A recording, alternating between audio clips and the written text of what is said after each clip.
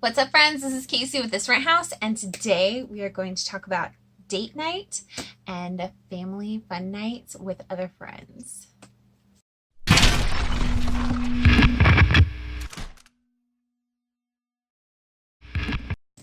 Okay, so some of you have asked how we kind of hang out with others and still save money because we are very family oriented. We have friends that are very family oriented, and so we love to get our groups of friends together that have kids about our age or just have kids in general because we really like being around those kind of families. So for the most part, we're really cheap. We're really, really cheap. And we have every weekend a group of people that we'll hang out with. Well, not every weekend, about 3 weekends out of the month. We are typically hanging out with somebody. Okay, so like the first weekend of the month, we're hanging out with the Plains, and then like the third weekend of the month, we're usually hanging out with the Robertsons, and on the other 2 weekends, it just kind of depends. Sometimes we're hanging out with people that don't have kids, or sometimes we're just doing date nights by ourselves, which is pretty much the norm for us.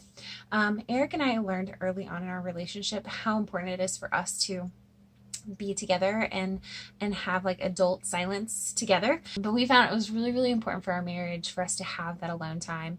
Our kids are older, so it's no problem for us to step out of the house to have that alone time. But some of the ways that I used to get alone time would be like I would pair up with another family that also needed to have date nights, and we would kind of swap out. So like I would watch their kids while they went on a date, and then they would watch our kids while we would go out on a date.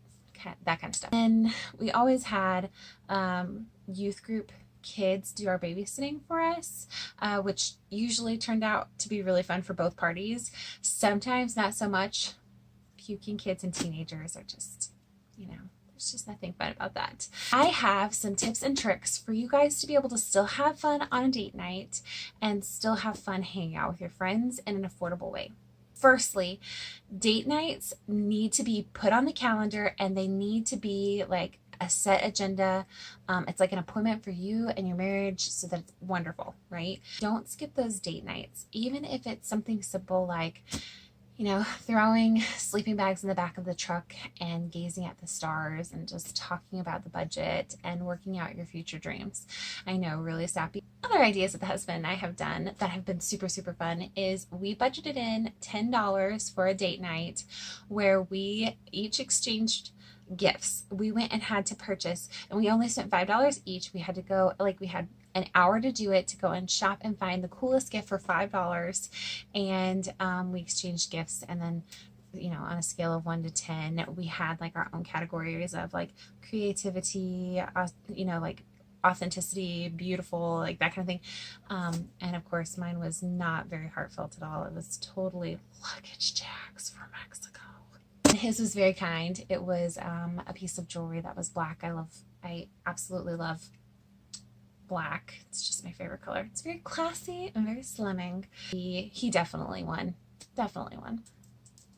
See, these are what he got me, and I still wear them. So we eat out. We always share the meal.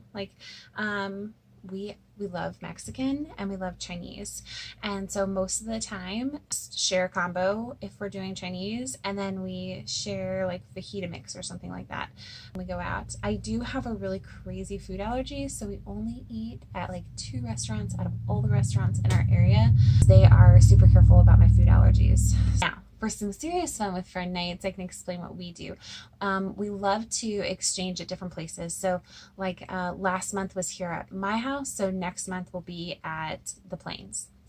And I think the last time was at the Robertson, so the next time will be here at my house.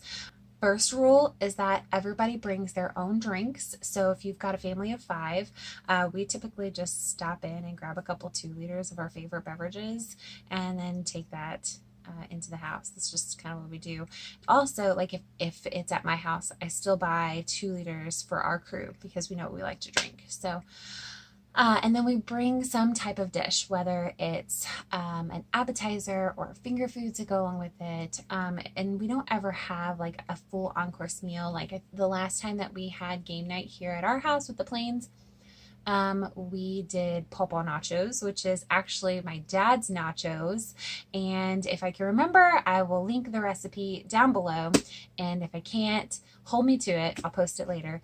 And then I want to say at the Robertsons, I made guacamole the last time we had a game night over at their house. So, and we do call them game nights because we are playing games. At the Robertsons, we're actually playing board games, and then with the Plains, we're actually playing cards. So it's something different every other weekend. So I'm not gonna lie, my favorite thing to be bringing to each of our little get-togethers is definitely pico. I love pico de gallo or salsa.